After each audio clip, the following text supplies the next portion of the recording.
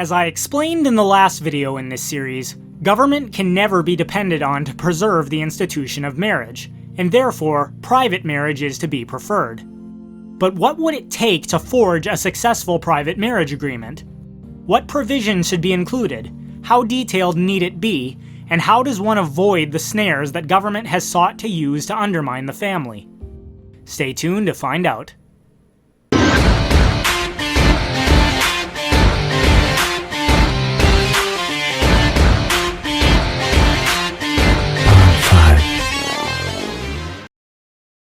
In the first video of this series, I explained my view of marriage thusly. Marriage is meant to be a permanent commitment between a man and a woman where the primary goal is not their own happiness, but the creation of an environment that will be best suited for raising children and giving them their best chance at life in a dangerous world. In the second video, I discussed how traditional gender roles for husbands and wives are critical to a successful marriage arrangement. And in the third, I demonstrated that the state will always have a direct incentive to tear down marriage in the family. As such, I believe the institution of marriage can only be saved through its complete privatization. Now mind you, I'm not merely talking about a prenuptial agreement. I mean foregoing state-sanctioned marriage in favor of a completely private contract. But, with all this in mind, we must ask the question of how one could forge a successful private marriage contract, in which the looming threat of divorce was not a concern. I should again say up front that I support the right of all people to make their own decisions regarding sex and relationships, provided no one else's rights are being violated in the process.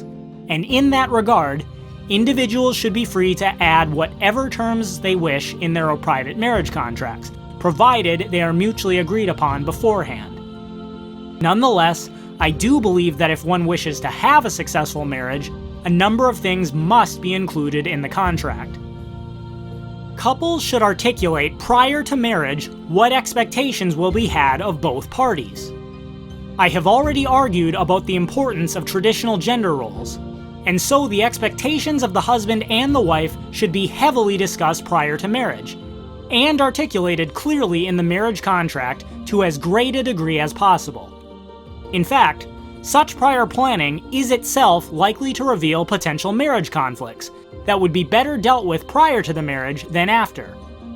However, whatever terms a couple mutually agree on in their marriage agreement, the most important aspect to ensure marital success is that the contract must be built as a guarantee and not simply as a promise. As author Gavin de Becker writes, "Promises are used to convince us of an intention, but they are not guarantees. A guarantee is a promise that offers some compensation if the speaker fails to deliver. He commits to make it all right again if things don't go as he said they would. But promises offer no such collateral. They are the very hollowest instruments of speech, showing nothing more than the speaker's desire to convince you of something." Think back to the traditional marriage vows that we reviewed in the first video of this series. The traditional vows end with the words, "Until death do us part." And I believe that these words were put in the vows because wise men of old understood that the only thing that could guarantee that a marriage would survive its inevitable hardships was a truly binding commitment that could not be absolved by anything other than death. However, thanks to modern no-fault divorce laws, the state has made it impossible for these vows to hold any force beyond a mere promise. Within state-sanctioned marriages, anyways. Sure, a man and a woman may say that they mean these words on their wedding day, but down the road, either of them may file for divorce, and the other partner will have no choice but to watch government officials throw their marriage certificate in the garbage. In fact, since divorce courts so heavily favor women, and more than 70% of divorces are initiated by women, females in particular may actually be rewarded for breaking their wedding vows. When I say that a private marriage contract will only be successful if it is a guarantee as opposed to a promise, I mean that private marriage contracts should not only state that marriage is a permanent contract not to be broken, but must also articulate clear and specific consequences that follow if either partner seeks to dissolve the contract, regardless of circumstances. In particular, I would advise that at bare minimum, a private marriage contract ought to specify that if either partner seeks a divorce, regardless of circumstances, the partner seeking the divorce forfeits any right to joint property, child custody, and shall not be entitled to alimony payments or any other assistance from the partner they seek to divorce. I would even support imposing financial penalties or other types of penalties on the partner seeking divorce. At this point, many of you may be appalled, wondering why I would advise imposing such harsh penalties on the spouse that is seeking the divorce. I mean, surely I would have to be willing to make exceptions if the partner was seeking a divorce for legitimate reasons, such as infidelity or abuse, right? Actually, the answer is no. Allow me to explain. As I said before, the vows that one makes on their wedding day are only meaningful if there are real consequences for either party failing to deliver on the agreement. Think about it. Would you loan money to someone if you knew that they could choose not to pay you back and there would never be any consequences for doing so? But perhaps a different illustration would be more helpful. Imagine you're traveling to Vegas and plan to gamble at some of the highest stakes casinos available. You have with you your entire net worth, knowing that successful gambling could lead to major gains, but also that if you were to lose it all, that's it. You'd be broke and destitute. Knowing such stakes, would you be more or less careful about where you gambled and how much you gambled? But now alter the scenario. Suppose a wealthy philanthropist then gives you a phone call and says, "Hey there, I understand you're gambling and I'm in a very generous mood. I just wanted to let you know not to worry at all about the outcome. If you lose it all, I'll give you a full refund of all the money you lost."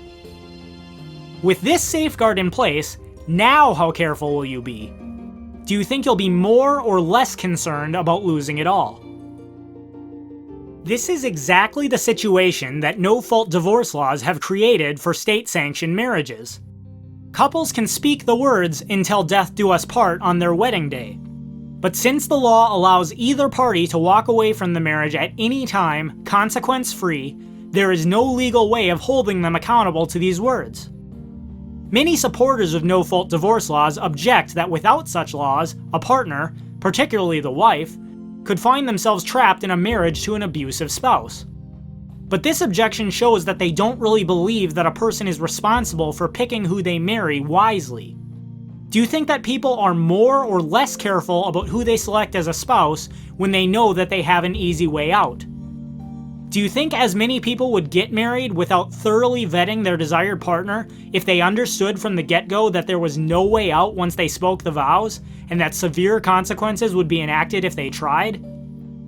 To those who are afraid of marrying someone without the means to a quick divorce because the marriage might turn out to be abusive, I have to ask, how well do you really know this person that you're wanting to marry? The bottom line is that if your desired marriage partner is unwilling to sign a private marriage contract with such harsh consequences for the party that seeks divorce, you need to ask yourself why.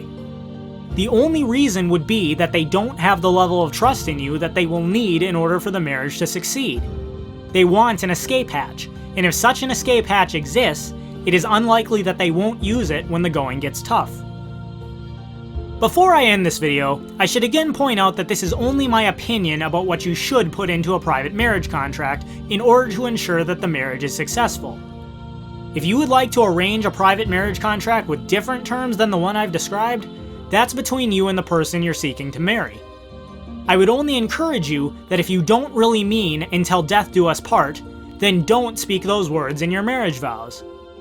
Private marriage contracts must spell out specifically under what conditions the contract can be dissolved, and spell out clear consequences for a partner that seeks to dissolve it under different circumstances.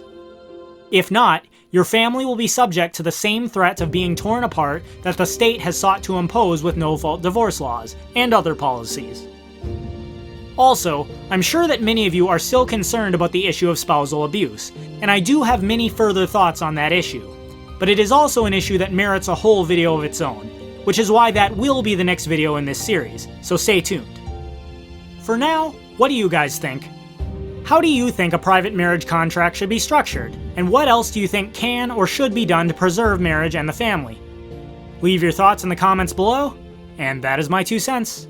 Take it for what it's worth. Everyone, please take a moment to subscribe to my 2 cents on the BitTubers and BitChute platforms. YouTube has shown that it is no longer a viable platform for independent content creators, and we need to build a presence elsewhere before the inevitable censorship comes. The links to both profiles are available in the BitTubers tab on my website, my2centsvideos.com. Thanks everyone for watching. If you liked this video, be sure to like, share, and subscribe, as well as hit the bell to receive notifications so that you never miss an upload. And if you're a fan of my channel, please consider supporting me on Subscribestar, Bitbacker, or Patreon to receive special rewards. All links can be found in the About section of my website, my2centsvideos.com.